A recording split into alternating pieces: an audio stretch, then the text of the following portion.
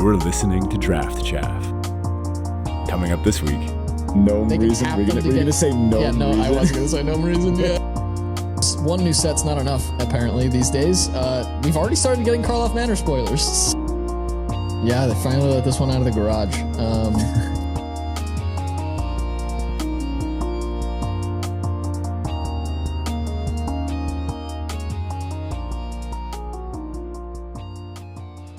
What's up, everybody? Welcome to Draft Chaff. This is episode number 181. My name is Zach. I'm one of your hosts, and joining me, as per usual, Ben Fisher. What's up, dude? A lot of things are up, man. A lot of things. I think it's time for a good, like a potpourri style episode. We got to bounce back and forth between, God, how many things happened in Magic this week? Like 8, 9 things? Yeah. I think was the final count, yeah. 181, it feels like. Ooh, nice tie-in.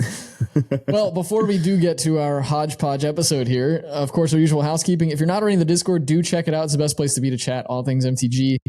Come say hi. We love to see new folks jumping into Discord. We've been seeing a lot of new people jump into the Discord. Quite a few, actually, who have said they're longtime listeners and just haven't made it into the Discord yet. So if you've been on the fence about joining, just jump in, say hi. It's a great group over there. So we'd love to see you. Except for that one person, you know. Oh, boy. He's talking about me. It's Zach. The link to that is on our Twitter page as well as in the episode description. So do check that out. And if you'd like to support the show directly, you can do so on a Patreon at patreon.com/draftchaffpod. Huge thanks to everybody who continues to support us over there each and every week. We are just beyond grateful for all of you. So thank you so much. And a huge shout out to Jason, our latest patron. Really appreciate you and your support. So thanks a lot. You can check out different perks over there. Things like our Draft Chaff Hero stickers, custom made. We are going to be kind of spoiling probably the Draft Chaff Hero. I don't think we'll have announced the Draft Chaff Hero by the time we get the final proof of the sticker. So we may be spoiling that ahead of the episode, but we're going to showcase what that looks like to everybody in the Discord as well as on our Patreon page. So if you're interested to see what those look like, check it out. We're not going to be retroactively sending them to people. So if you join in like the next set, you're not going to get this sets. You'll get all the sets from that when you join on. So if you want to get this one in particular, then you're going to want to join now before the next set drops. And let's just say you're not going to want to miss this sticker. It's pretty great. I can't wait to get all the spares so I can just stick them on everything. It is so cute. It's really good. Really well done.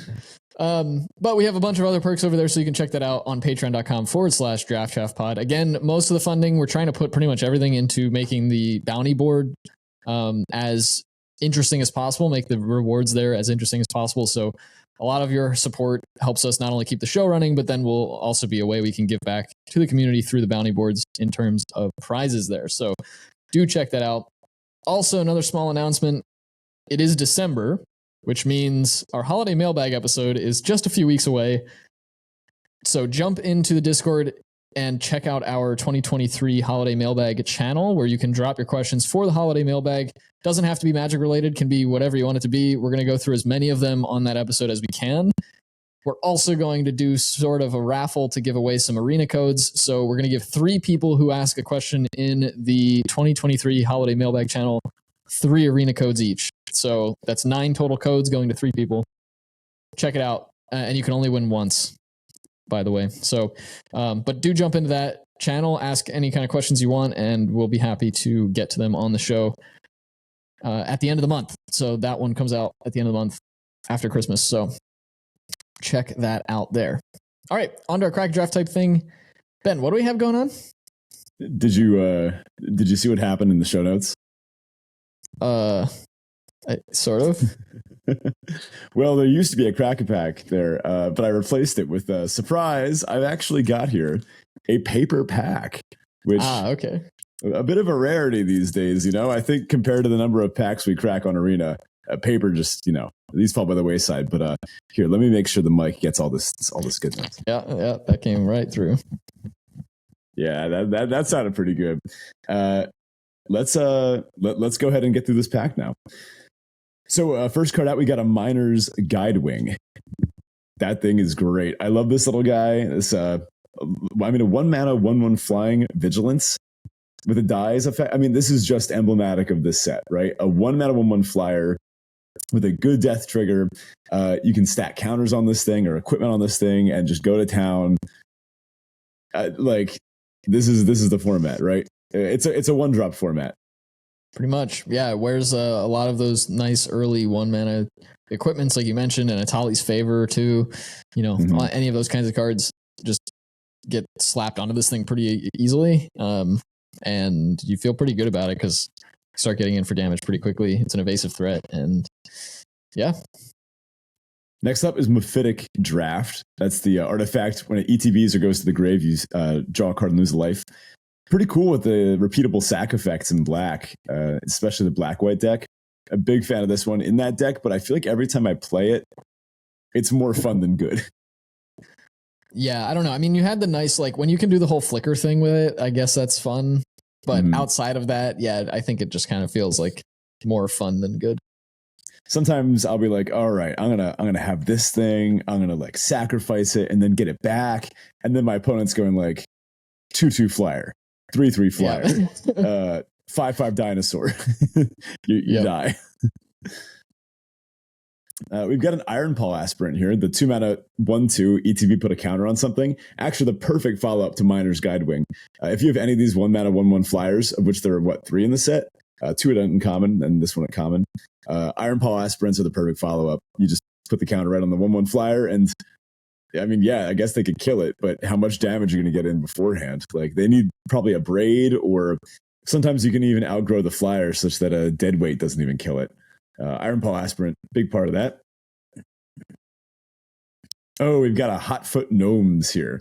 3-mana 3/1 haste. You can tap it to give another target creature haste until end of turn. It's fine. Yeah, I mean, it goes okay in any of the red-white decks. Not really enthusiastic to put it in my red-green decks very often. It's just fine. Like, it's a replaceable card. Yeah. Oh, yeah, it's decent in red-blue, too. It's an artifact. It's a fast creature. Yeah, I mean, you're not usually attacking with this.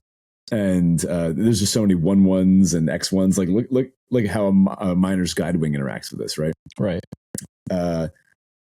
Haven't really loved this one. Doesn't do a lot. 3/1 is a pretty bad stat line to have in this set. The Mischievous Pup has been really underperforming too. I hate to say, man, I had such high hopes for that thing.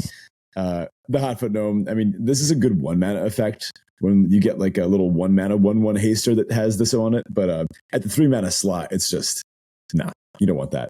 We've got Narazka Puzzle Door here. Find Glue Piece, the 1-mana artifact in blue, and you can pay 1, tap, sack it, look at the top 2, put 1 in the hand, 1 in the graveyard.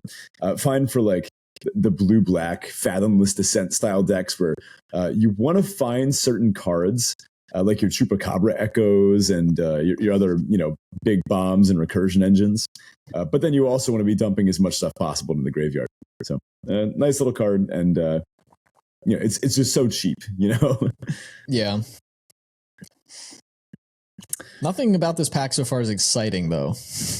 I'm on the Guidewing. Of course. So yeah, but I still don't want to be first picking a 1-mana 1/1 common. Yeah, although it is better than it looks, it's still not. This is a bit of a Princey set where you can definitely get some high bombs. In fact, I think that's a knock against the set. But maybe where's more my Dracosaurus? Yeah, exactly right. Man, here's the exact opposite of a Prince card: Buried Treasure. This is some draft chaff right here. Leave it buried. Move on. Yeah, yeah. I mean, I've used this one maybe once or twice, but like, no, it's just not worth the card slot. 2 mana for a treasure where you can just tap, sack, add a mana of any color. That is obviously not a good card. But then it also has pay 5, exile from your graveyard to discover 5. Now, I think what people sometimes thought when looking at this is that you activate this from you cast it, right? You play it. It acts sort of like a mana resource holder, and then you could ramp into a 5-drop on turn 4 or something, or a 4-drop on turn 3, because it does kind of ramp you when you look at it like that, and then you flash back from your graveyard. So it gives you like a really brief mana advantage at a tempo loss. Yeah. But then it gives you a really bad mana disadvantage because when you discover 5, what's your average expected hit? Like, especially in this set, 2.5, where yeah, maybe even lower. Maybe, like yeah. in a deck full of Miner's Guidewings, you don't want to hit a 1/1 off this. Like for the same reason, the tap lands that discover are a bit worse in these hyper aggro decks.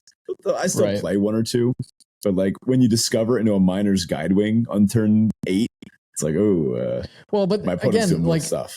We've talked about this with a lot of recent sets, like those random lands that just like for all intents and purposes, they say draw a card on them. Mm-hmm. That's just great because you want lands in your deck and you want your lands to be able to do more than just tap for mana. That's fine. Mm-hmm.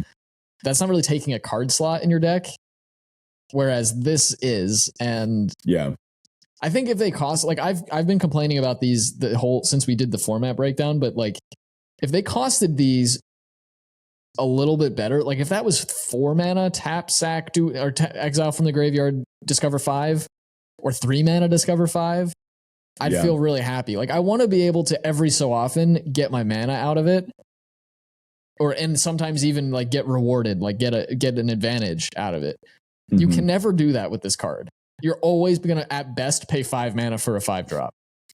Yeah, and you're never, let's be honest, that's rarely going to happen. Especially in limited. Yeah, in constructed, maybe sure you can build your deck such that you've just got a bunch of 5-drops and nothing else, but in limited, you're not playing like 6, 7, 8 5-drops. It's just not happening. Yeah. Plundering Pirate is up next. That's the 3-mana 3/2 ETB Make a Treasure. Sort of like the Angry Sailor of Means. Yeah. A 3/2 instead of a 1/4. I don't know. I preferred Sailor of Means much more, but this is a good glue piece. It's great in the Pirates deck in exactly blue-red. Captain Storm into this is just nuts. And then you get to start ramping out other stuff or sacking it or putting like a, I don't know, glyph on the treasure and just go to town. Yeah, it's just a fine playable. It's like going to make a lot of the red decks. Yeah, this is a card you pretty much never cut, but it's not anything exciting. How about a Malamet Brawler? Something I almost always cut and is maybe occasionally exciting. I mean, this thing can actually combine with Death Touchers decently well. When it attacks, target attacking creature gains trample on a turn. Sometimes you can pump up a Death Toucher in like black-green or even in green. I don't know, there's some tricks to it. There's some play to it, but it's I rarely play this thing. Yeah, pretty passable. Ooh, here's a pretty solid one, though. Pathfinding Axe Draw, the 4-mana 4/3 ETB Explorer Dinosaur. Like this one, especially ramping it out on turn 3 with either the Dinosaur tapping 1 mana dork or the Poison Dart Frog. Yeah, no, getting this thing out quick is pretty great. And even playing it on curve is pretty awesome, too. Yeah. My problem with this card is I can never seem to wheel it, and there's almost always something better for the Dino deck in the same packs that I open this in. Mm-hmm. Yeah, I like this thing a lot. Either a 4-mana 5/4 with a relevant type or 4-mana 4/3 draw card. Still not taking it over the Guidewing, though. I think I actually am still on Guidewing. Pack one, pick one. I think I am, too. We've got a Tithing Blade as our last common here. That's the one of the black ETB edict to your opponent. They sack something and craft with a creature. Don't love this one. I mean, no. The creatures are just too high value. The hands get dumped too quickly in a board full of all, kind of generic 1/1s and 1/2s and 2/1s that their stats aren't really their value. It's that you dumped your hand full of them and they're hard to block and they just get in for a lot of damage. Making your opponent sack their worst one of those, their pick, is yeah. I mean, we see this historically. Like edicts are generally not good cards, and we've seen occasionally WotC has fixed that problem by saying like they sacrifice the creature with the highest power or the highest mana value or something like that. Right. And those get around that. They're the quote unquote good edicts. And I was a little bit higher on this card when we did the format breakdown and we were like reviewing the set because it seemed like this was a set where like decks weren't really able to go wide. And we're like, okay, if their board is full of dinosaurs, I don't really care which one they get rid of because it's going to be helpful to get rid of any of them. And it is good against dinosaurs. And it is good against dinosaurs. It's decent against black-green even, but nobody's playing black-green. It's not so great against red-blue or red-white because... Nope. Or blue-white even, because they're just generating a ton of gnomes. And they can just sack gnomes for and like... Gnome reason? Were you going to say gnome reason? Yeah, no, I wasn't going to say gnome reason, yeah. But they you can do that. And then even like the red-white decks, they can tap the gnomes to do the thing a lot of the time, like whenever they want to do that in response. Some of those are at sorcery speed, but yeah, I don't know. It's it hasn't felt very good. Again, another great one to flicker if you get the Abuelo combo, but like I did day one. That was awesome. The most boards, I think the average board state in this format does not look good to Edict. No. First uncommon out here is Curator of Sun's Creation, the format of 3/3 that says whenever you discover again for that same value. I have actually had this one pop off a couple times where I've had like 2 of these and then 2 or 3 Italia's Favor, and then like a couple of the lands. And you don't actually need anything else because even just one Discover 3 with this thing in play, that's a whole extra card, a whole extra 2-ish mana. And then that's actually some real value. Yeah, it's a 4 mana 3/3 with no relevant abilities or types or anything. But this is maybe one of the more janky cards in the set, and I've gone down this road and it's been pretty effective. This is like the top end of a deck. True. I tend to treat this card more as an enchantment than anything else that can sometimes block if I need it to. Like you're not really trying. It really is. Yeah. Ooh, next one here, Hermitic Nautilus. I love this little guy. The one in the blue, 1/4 Vigilance, and you can pay one in the blue to give it +3/-3.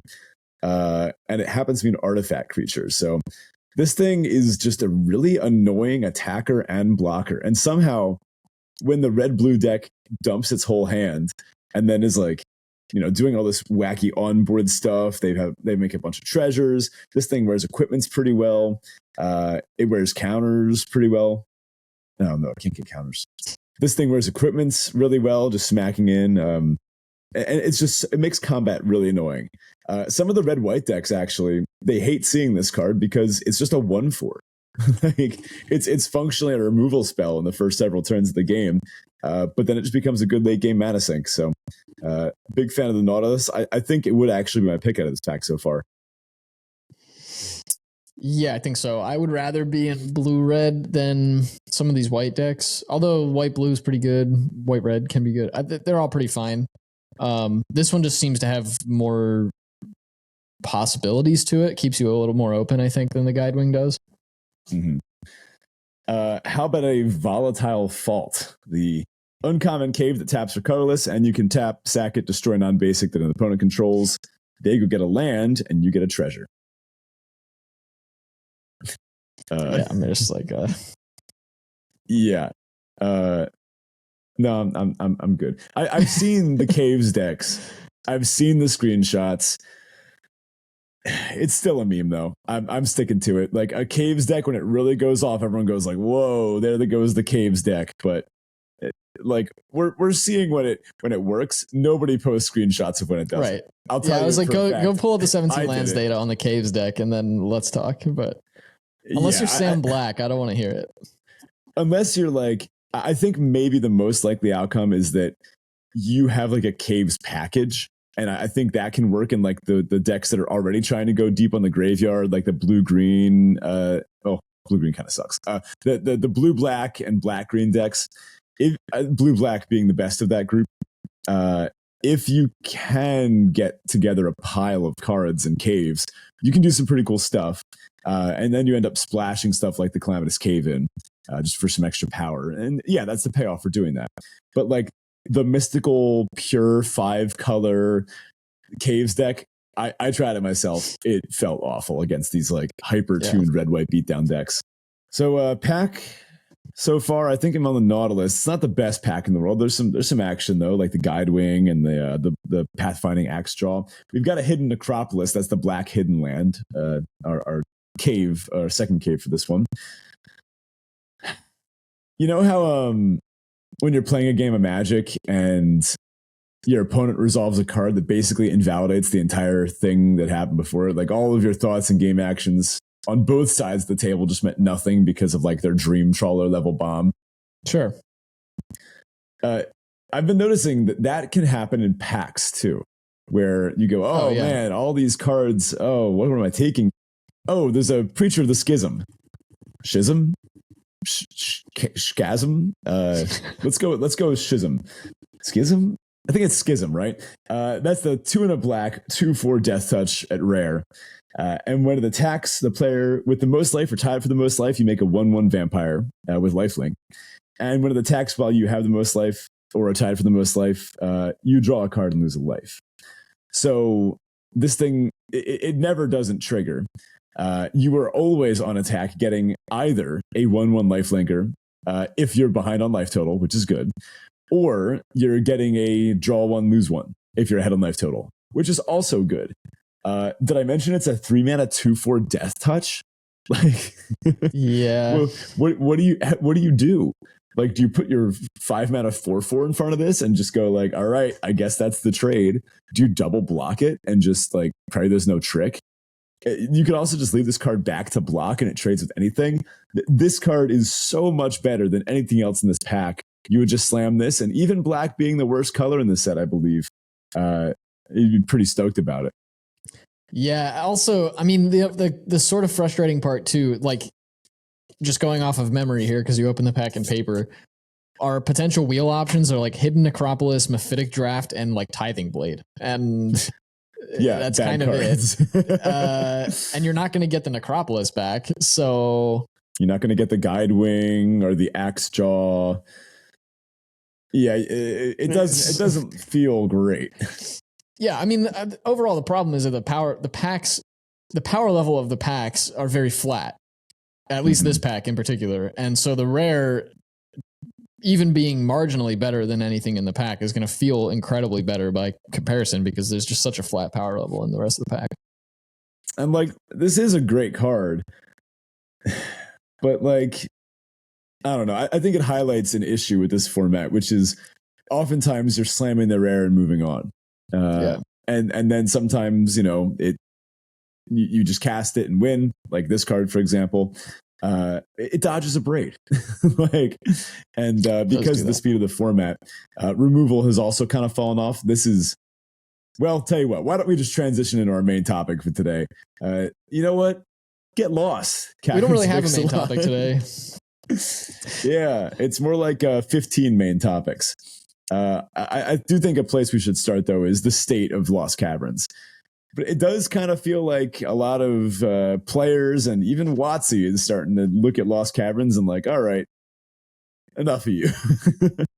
I don't think WotC cares about their sets anymore in terms of longevity. Like, because they designed sets so far in advance, this was planned. But whether the limited format went well or not, like they were going to be spoiling new cards already. So, yeah, and maybe that's a good thing. But Lost Caverns came out only a mere month ago, and honestly, the set, it already feels kind of solved.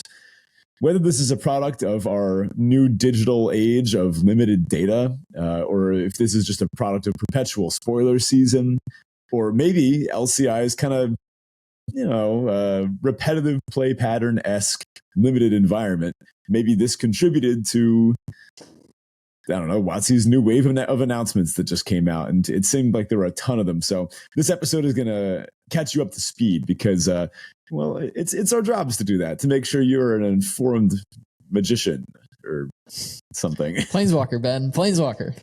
Oh, wait, those don't exist anymore. Never mind. Pretty sure we're magicians, Zach. Anywho, regarding Lost Caverns, I had some fun with this set. And there are certainly some fun things that you can do.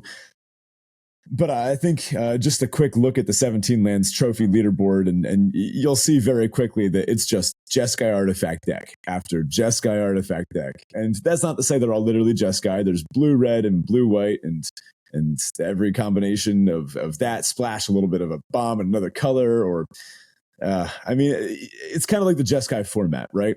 Where there's these blue-red pirates decks that want to get on the ground early, resolve a Captain Storm, and just smack for 1 million. there's these blue-white decks, which actually can be a bit more assertive or reactive. The reactive ones get to really leverage the Master's Guide mural, which is a really cool card, got to admit, to just make as many 4/4s as they want in the late game and just go way over the top of. I mean, I was playing a really good Dinosaurs deck, and they just kept making 4/4s, and like, what do you do? It's just too much power and toughness to attack through. And then you've got these white-red hyper-aggressive beatdown decks that are just able to push through so much damage and also leverage Discover really well, thanks to Caprocti Sunborn and Itali's Favor. And these decks have done a pretty solid job of pushing a lot of the other decks out of the format. Something like Blue-Green is just doing awful right now in the stats. Some of them they can manage. There are ways to combat this, particularly gaining life. So something like Echo of Dusk, the 2-mana 2/2 that if you descend 4, it gets 1/1 and lifelink. This is a way that the black decks can kind of fight against these hyper assertive Jeskai decks, where if you can turn that on quickly, then you can kind of just race. And a 3/3 lifelinker is actually really good at racing those sort of hyper focused decks because they just sometimes can't deal with this thing. Or maybe it trades for an Abrade, but removal isn't in super high popularity in this set just because so many of the best decks are just playing these replaceable pieces, right? For example, it's called Over the Edge, Join the Dead. The classic black common removal spell, Join the Dead, the 3-mana give something -5/-5. This is just not very good against a Miner's Guidewing or a Spyglass Siren.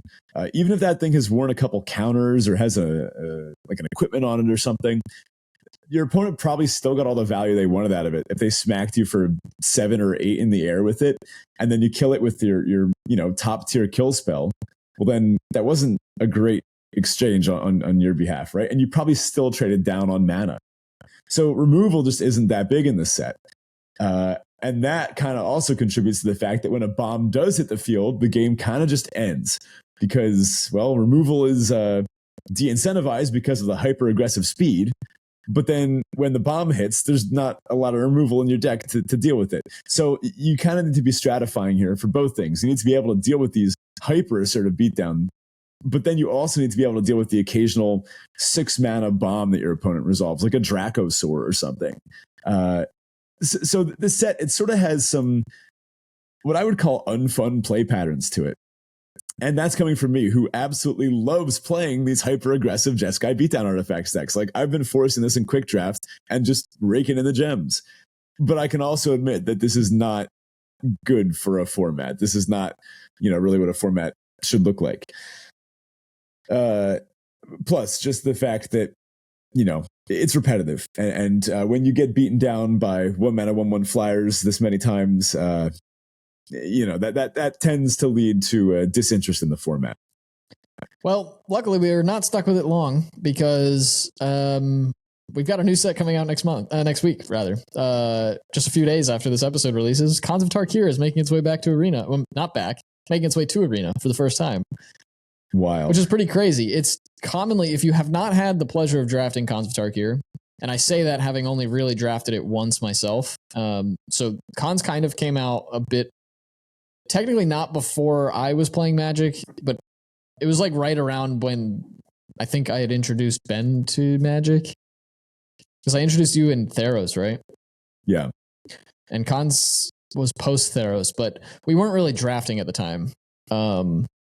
And so we never really got to draft this set, but it's commonly regarded as one of, if not the best limited environments ever made. And I'm very excited to get my hands on it. It comes out December to the 12th, and it's a pretty sweet set. So we're not going to go too deep into it because we haven't ever drafted it, and we didn't want to spend a whole lot of time going through like a proper format review. There's tons of content out there you can check out on Khans of Tarkir.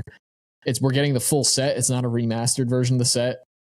That's cool. So any of the old sort of articles or videos or whatever will be just as informative as they were when they were released. On the like short end of the conversation, to make it kind of quick, you can kind of do whatever you want. It's a wedge set, so the enemy wedges are in. So you get like Jeskai, Mardu, Abzan, I think Sultai's in there. Teamer. and Teamer, right? So you can kind of do anything amongst those 3 wedges. There are still 2 color decks, and you'll want to draft the 2 colors that kind of let you play either of 2 wedges. So black white, for example, is a good one because it lets you pivot into Mardu. It lets you play Abzan. So you can kind of be flexible in that way. But you can also play 4 and 5 color decks. There are dual lands at common, the old life gain lands. There are tri lands at uncommon. So you can kind of do whatever you want. Warriors is a big one to look at. Black White Warriors is a big deck. Morph is in the set. If you're not familiar with Morph mechanic, you can basically play a 3-mana 2/2 for just generic 3 mana, and then you can flip it into whatever the actual creature is for a specific cost. And usually those cards will have effects when they morph or when they flip face up. They do something special. It's supposed to be a really, really fun set. There are a few cards that are total traps. Tygom's Scheming and Lens of Clarity are 2 that I recall being just like, never put them in your decks. They're not worth playing, even though they look like they do a lot of good work. In any case, hope that's fun. It should spice things up a bit while we're waiting for Karlov Manor and kind of over LCI. If you're still enjoying LCI, great.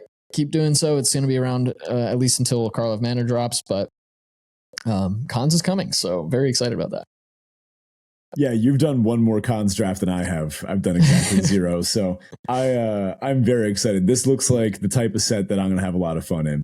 That said, because one new set's not enough, apparently, these days, we've already started getting Karlov Manor spoilers. So Murders at Karlov Manor is the next set dropping in January.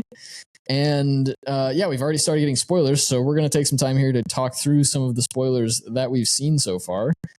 We have already started seeing some of the signpost uncommons, which is kind of cool, so we'll talk through some of those and get some ideas on what those sort of archetypes are looking to do. Let's not bury the lead here. Oh Go my ahead. gosh. Go ahead. All right, so our first card here is Aliquist Proft, Master Sleuth. This is 1 white-blue for a 3/3 legendary human detective at Mythic.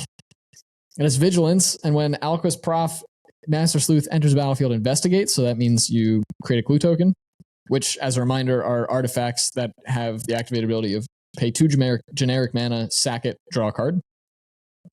And then Aliquist Proft also has X white-blue-blue, tap, sack a clue. You draw X cards and gain X life. They just slapped Sphinx's Rev on this creature, made you get the little extra cost of needing to sacrifice a clue, and he's a legend, so you know I'm making a commander deck around this guy. This is just me on a card for sure. Yeah, this is about as stand-in a card as I've ever seen Zach get. Like this is this is pretty much it. Yeah. Don't worry, I got a treat too. I got a Novice Inspector. It's no Thraben Inspector. There was some discoursing around why they didn't just have Thraben Inspector go through an Omen path, given that that's a thing now. But it is Novice Inspector. It's white for a 1/2 ETB Investigate, and it's great.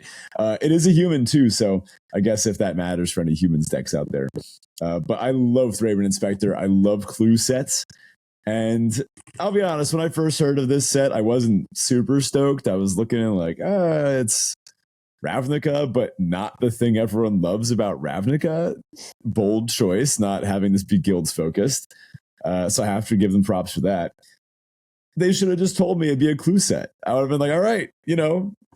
I mean, it's called murder. You knew it was a murder mystery. How could you not expect clues to be in it? Oh, yeah. I guess I forgot about that thing where there's a clue tie-in board game. Right. Also, I know exactly why they didn't reprint the Thraben Inspector. Why is that?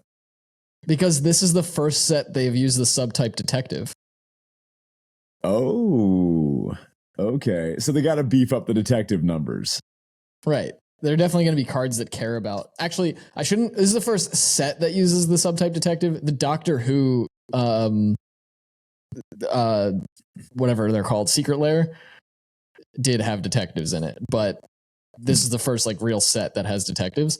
So I imagine they actually just wanted a card that had the subtype detective, and Thraben Inspector doesn't have that. So yeah, that's fair. Another cool one that we got was Aurelia the Law Above.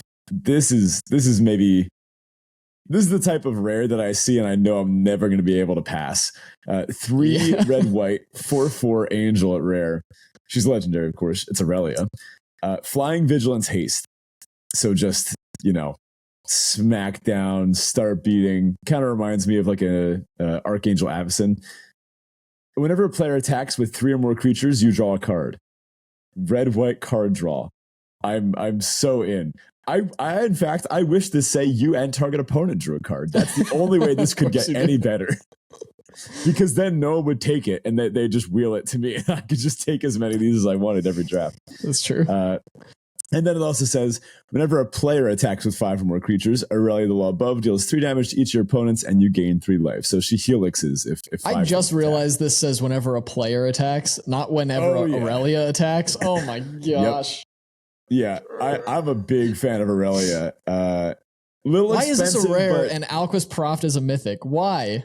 I mean, obviously they wanted me to have more of my pet card than you of your pet card in the average draft format. That's clearly just how it goes, right? Some cool lands got spoiled. These sort of like MC Escher impossible lands where it's sort of like a cityscape, but with impossible architecture. I like it. Nice little variation on the full arts.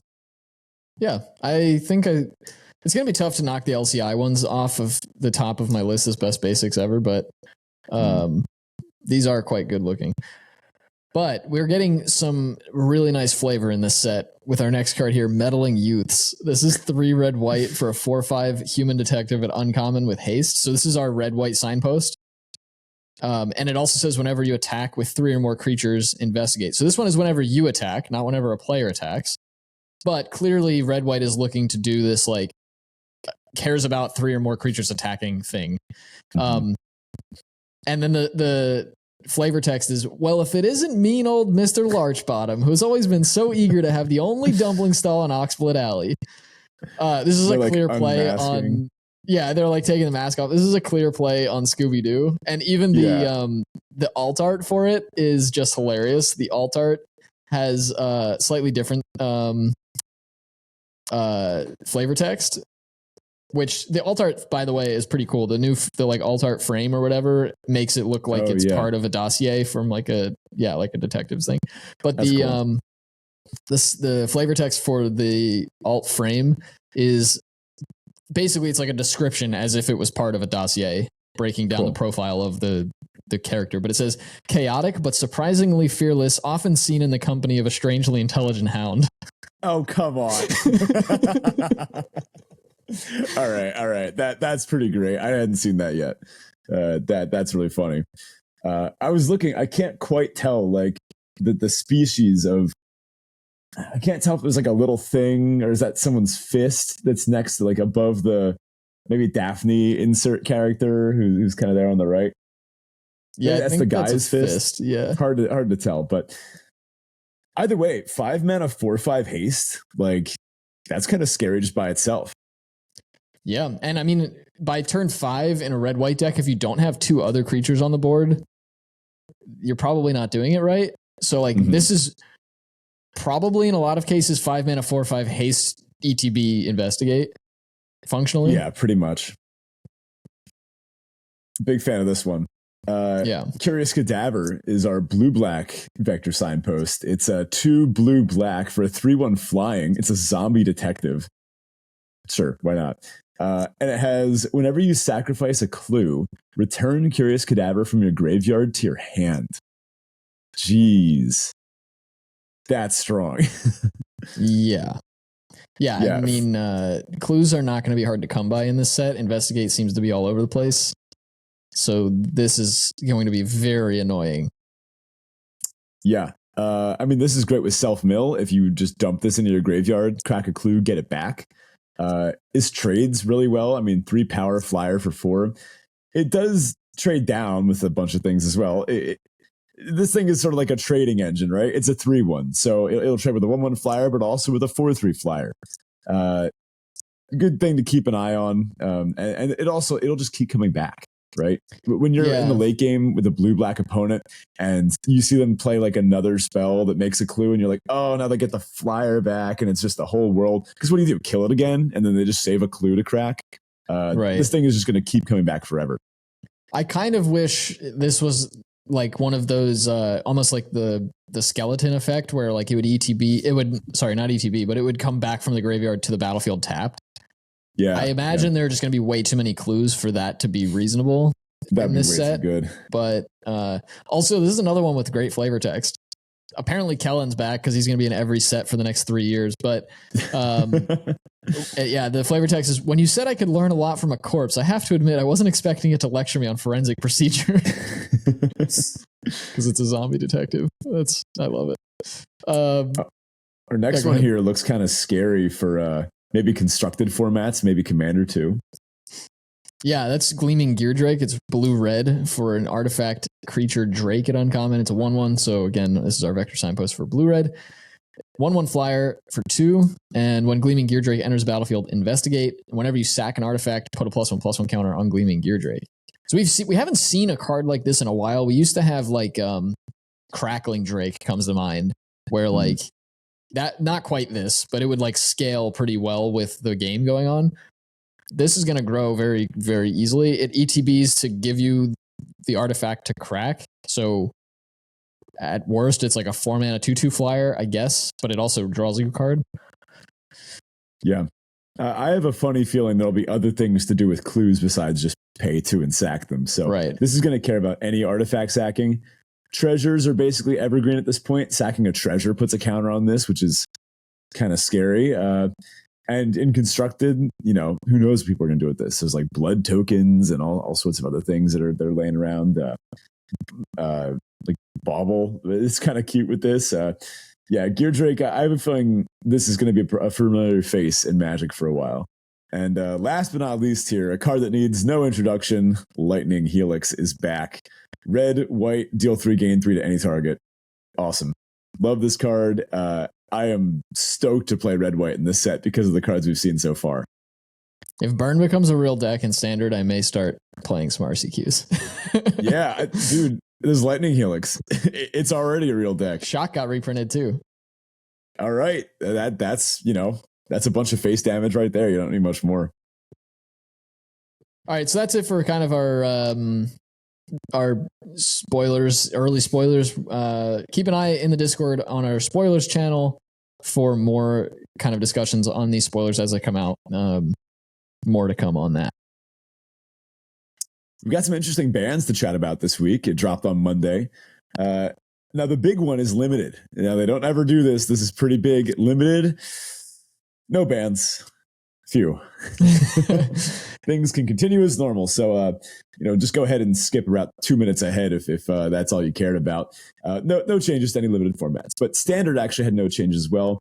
What really is interesting for those that dabble in the cursed constructed formats like Pioneer and Modern, Pioneer saw some interesting bans. Karn the Great Creator, which was the linchpin of the mono green deck.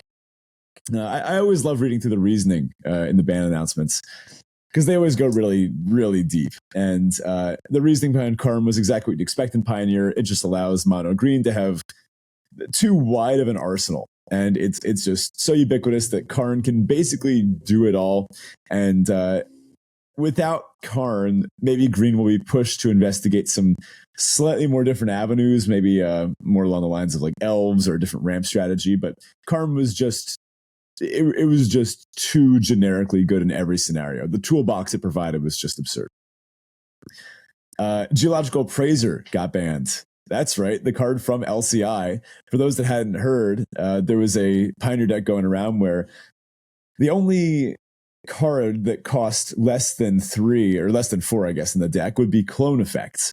So clone effects that would copy the Appraiser to make another Appraiser to make another Appraiser to make another Appraiser, and once that happened, it was basically a turn 4 win once the Appraiser was in play, because then you'll eventually cascade into an Imidane's Recruiter, and then you can give them all haste and swing for 1 trillion damage. So that got banned. There is a Quintorius version of this deck as well, and also a Carnosaur or whatever that thing is called. There's a version of that as well too. But those ones, they're a little more susceptible to be punished because they're more like turn 5, 6 combos. Thalia interacts pretty profitably with them, and counter spells as well. So those people aren't quite as worried about. And a big unban in Pioneer as well. Smuggler's Copter is unbanned. This one I'm suspicious of. Smuggler's Copter, for those who haven't played with the card, it is just too good. So it's going to become evergreen very quickly. If you want to get some good Magic stocks, probably wouldn't hurt to get your Copters. Yeah, they finally let this one out of the garage. It's been a long time since Smuggler's Copter was playable, and well, it is now. So yeah, it's a $10 card already. It was like 2 at the start of the week.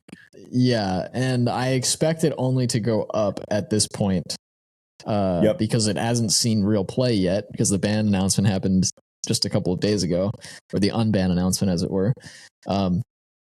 But yeah, I mean, it's a ridiculous card. It was banned for a very good reason. Hopefully the format today is amenable to it, so it doesn't have to get rebanned immediately, but we'll see. Yeah, I'm not going to hold my breath. Smuggler's Copter is, however good you think Smuggler's Copter is, it's even better than that. And in Modern, Fury was banned. Perfect. Just they picked correctly on this one. I'm very happy about this, and not just because I've been playing Scamblade. For those who've been popping in Discord, I play a black-white scam deck using Grief and Solitude and Ephemerate to really just shred my opponent's hands. And then it's got like a Stoneforge package and Gix and Orcish Bowmasters, and man, it's a cool deck. Anywho, very glad they didn't ban Grief or Solitude, because it would render basically my whole deck inert. But Fury, I think, was the biggest problem in the format. It just gave a couple decks, both Rakdos control decks. It just gave them such flexibility against the early creature matchups, and render a lot of early creatures and X1s just totally unplayable. So by banning Fury, they were functionally soft unbanning a bunch of 1-mana spells and creatures that just couldn't be played with Fury rampant in the format. Just getting to divvy up 8 damage on turn 3 or 4 is just more than a lot of decks could handle. And Up the Beanstalk was banned, which I'm also kind of happy to see. Beans was just, I mean, if you get to evoke a Fury or evoke a Solitude with a Beans in play, you still draw the cards. So Beans was just not really, believe it or not, Modern players weren't actually tapping 6 mana to cast a 6-drop and draw a card off Beans. That wasn't how it worked. And for those that may be thinking, oh, Ben's just happy because they banned Fury and not one of his cards, Fury was actually my best matchup. my black-white scam, its best matchup was against Rakdos scam. I had like an 80% win rate on MTGO. I'm bummed that I'm not playing against Rakdos every single match anymore. It was free tickets. It was free play points. So anywho, a bit of an update on the format. I'm going to be playing in an RCQ this weekend for Modern, so kind of excited to play in a wide open format. I'm hoping people bring a bunch of like off meta decks, and then my very tuned, admittedly pretty strong deck is just going to floor him. So that's what I'm hoping for, at least. All right, so next we've got a few cube updates. The Draft Chaff cube has gone through its latest iteration. We try not to make too many changes to it, but we typically do about 3 cards in and out every set. A little bit less than that because we didn't really do an update for WoW, but this is a combined kind of WoW LCI update. Nothing too crazy, just a few minor adjustments to kind of improve quality of the cube overall. Biggest change I would say is Hymn of the Wilds coming out, because that deck was stupid. yeah. And this was like a quality of life improvement, where Hymn of the Wilds, as per the feedback that I received, Hymn of the Wilds was either just kind of bad, and the deck, I mean, I know the deck that crafted it ended up going 1-2. So I beat the deck myself, and I did have like a pretty solid showing against it, although it was too far to the extremes in either case. It was either not good because that thing says you just can't put instants and sorceries in your deck, but your creatures cost less, which may lead you to build a pretty wacky and sometimes non-functional deck against certain types of opponents, or it's just way too good and it just flattens your opponent clean. So neither side was really having a great time with Hymn of the Wild, so we swapped it for Emissary. Pretty much the same thing, except it's a lifelinker instead. and it's new. Lunar Frenzy is gone, replaced by Dreadmaul's Ire. Gives red some more flexibility against artifacts. Baral's Expertise is out. It was sort of like a blue board wipe. This one I do like. Expertise could eventually pop back in, but Extraordinary Journey, I wanted to try out. That was a cool, really interesting design from Wilds. And Glorious Sunrise, which is sort of like a generic green rare. Draft Chaff, yes, but swapped that out for Malamet Battleglyph just to up the spell and interaction count. I realized the green was a little low on fight spells, so I wanted to get a new fight spell in there for green to play around with. And Glorious Sunrise is sort of those generic Draft Chaff cards that, it doesn't really have a great home. It's just kind of fine everywhere, so it's good nowhere. And that one, I think, no one will miss. Right, now to really get into the rapid fire miscellaneous potpourri. First of all, on MTGO, the Alpha Frog Cube has gone up. That is a great cube. It is vintage cube, but it's not your typical vintage cube. Those who have been watching LSV's draft videos, they've been playing a lot of the Alpha Frog Cube, and they've also been having the Alpha Frog Invitational, which is a pretty fun little Twitch live stream going up every once in a while. I've been doing it weekly, sort of like an invitational thing where they have pros come and play this cube. It's a good cube, and I know Moto's scary. Trust me, if you're thinking, oh man, I can't get on Moto, like I got to download a new thing and learn how it works. I'll be honest, I still barely understand how the deck function works. But if you're just trying to draft, you don't have to worry about any of that stuff.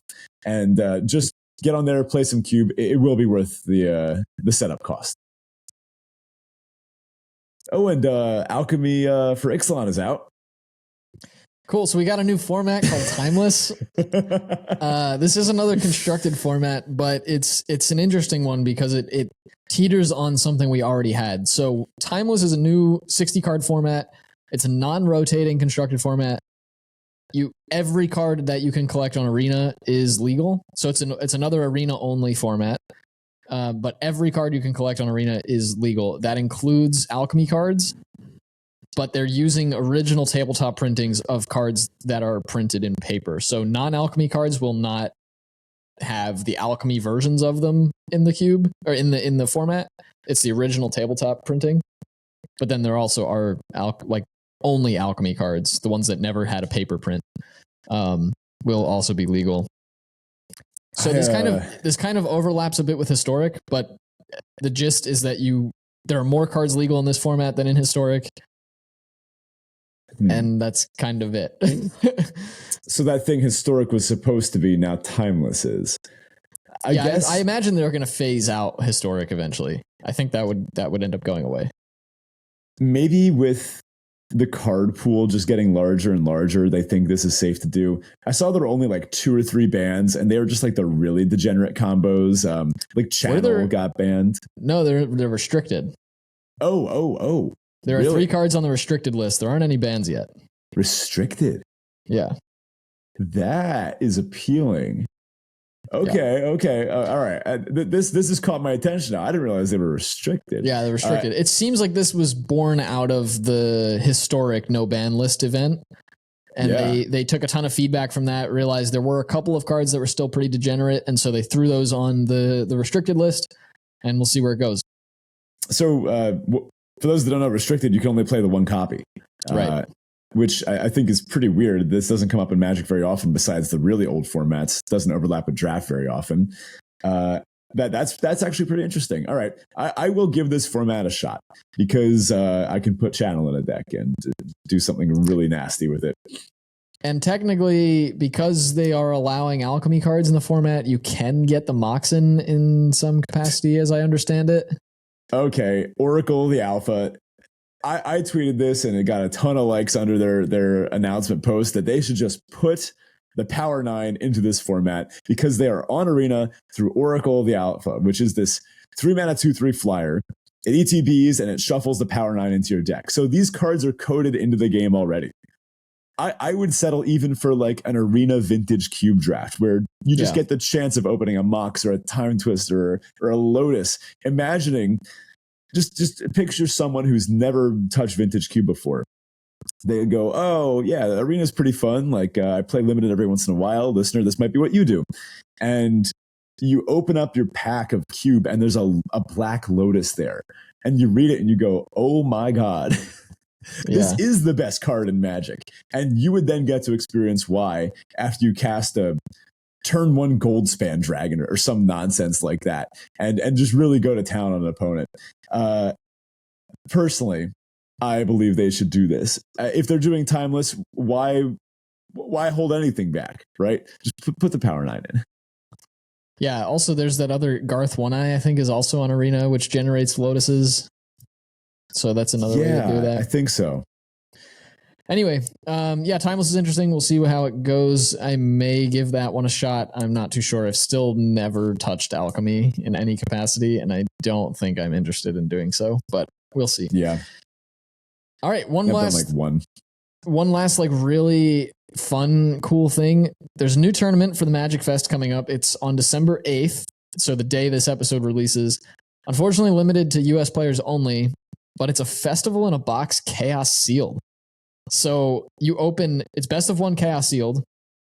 You open 9 packs, one from each of the following sets. There's Midnight Hunt, Crimson Vow, Kamigawa Neon Dynasty, Streets of New Capenna, Dominaria United, Brothers War, Phyrexia All Will Be One, March the Machine, and Wild of Eldraine. So the last 9 sets, basically. Yeah. You either get to 6 wins, or you have to get to 6 wins before 2 losses, and it's cost 5,000 gems to enter.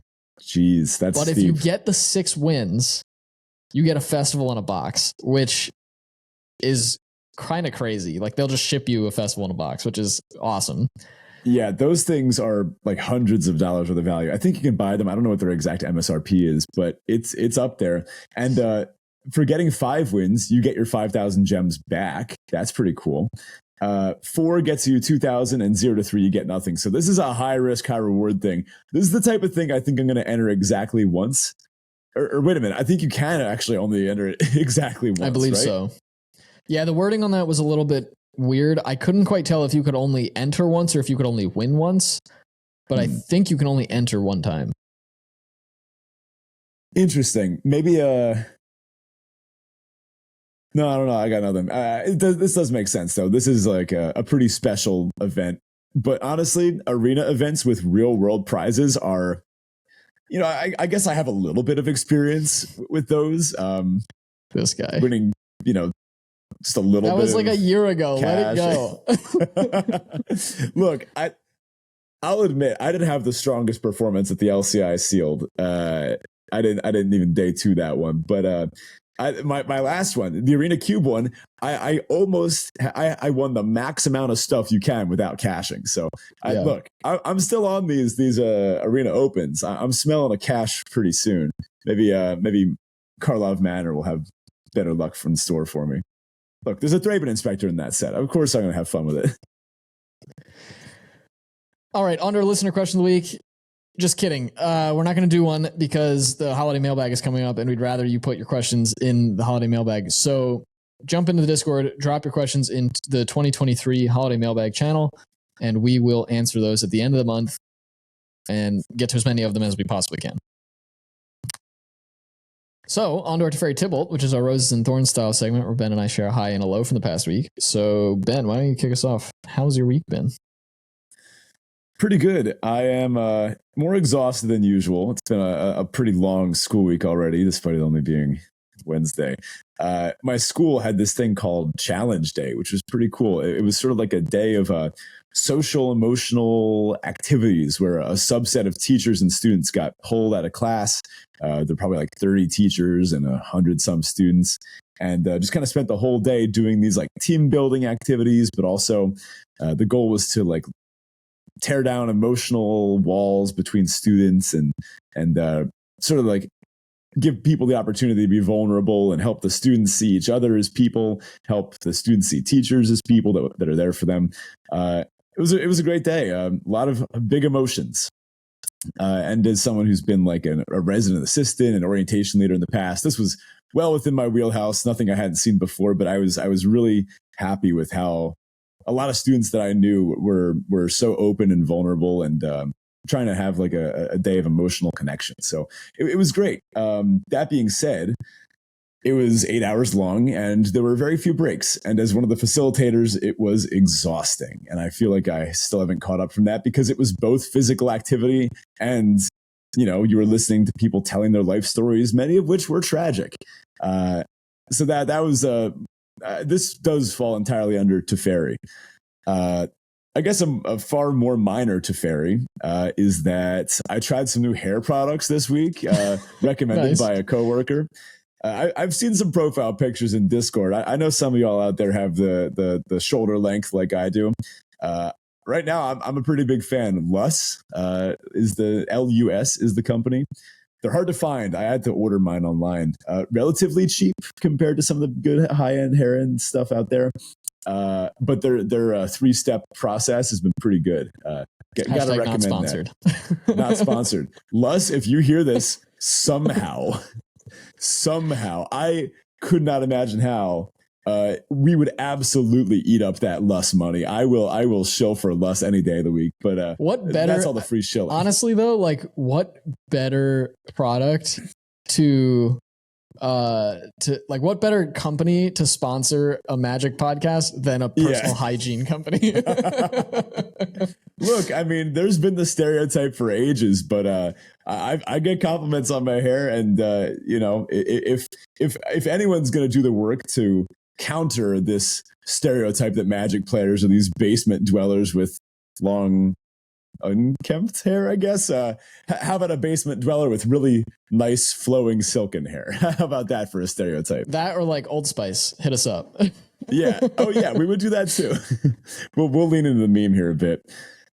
Tybalt this week, it's been just wild busy. I've been skipping the gym, and honestly, my gym a day draft, or what was I calling those? Just regular gym drafts. When I'm enjoying the set less, I'm a lot less excited to go and draft at the gym. So maybe I found a bit of a flaw in my daily gym drafting here. If I don't want to play LCI, then I'm kind of de-incentivized to go to the gym. And honestly, I've had a bit of a sore throat this week. I hope it didn't come through too much on the recording. No, I think What's so, up with fine. you? Yeah, I guess my Teferi Karlov Manor's looking cool. I'm kind of excited for it. It's going to be cool to be at Ravnica without doing like the typical guild thing. Yeah. I was actually thinking about that with the Gear Drake thing. Yeah, the Gleaming Gear Drake. It doesn't feel very is it from an art perspective, or even really. I mean, I guess the ability maybe feels is it e, but it's gonna be nice to be on Ravnica and not actually have to stick to the usual guild identity. That said, my Tybalt, I'm so sick of spoilers every week. Can we just have a break? Like, yeah. I'm so exhausted. What, Doctor Who wasn't enough for you? There was a Jurassic World. And then there was the Lord of the Rings thing. And then there was Lord of the Rings Part 2, Electric Boogaloo. Yeah, and don't forget, Karlov Manor coming up, but also LCI and Cons of Tarkir and cold and Cons like. Everything we just mentioned has happened in a 4-month span. Hardly. It's been like 4 weeks for most of those. Doctor Who just dropped. I don't know.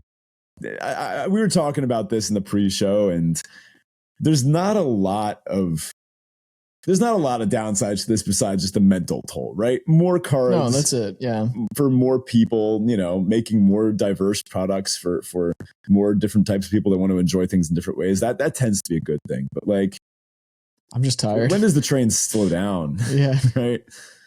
I don't want the train to stop. Not at all. I want the train to keep going. But like, I guess when the train goes too fast, it's hard to, appreciate the beauty of the trees as they whiz past. Is that a good analogy? Sure. Yeah. Everything outside is just a blur eventually.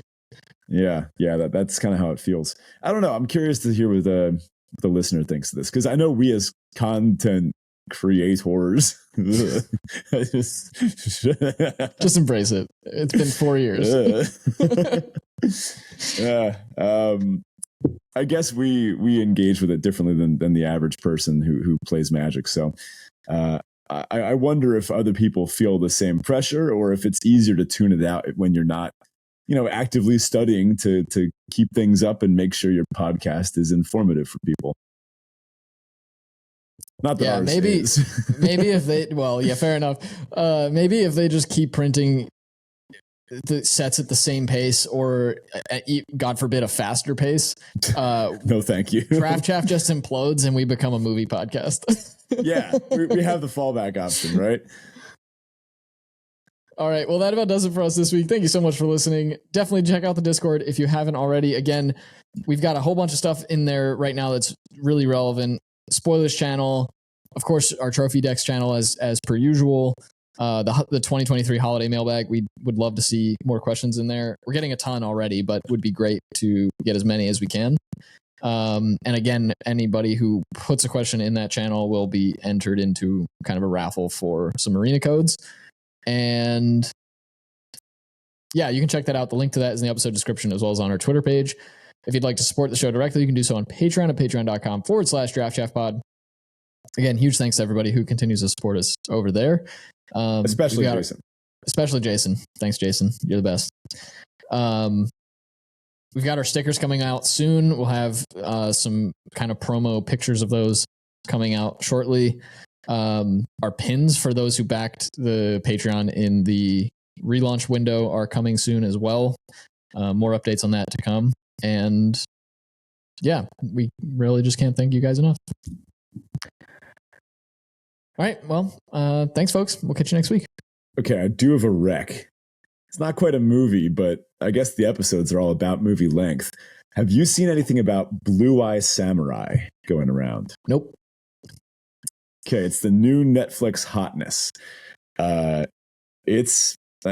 should preface this with some things. It's violent. It is graphic.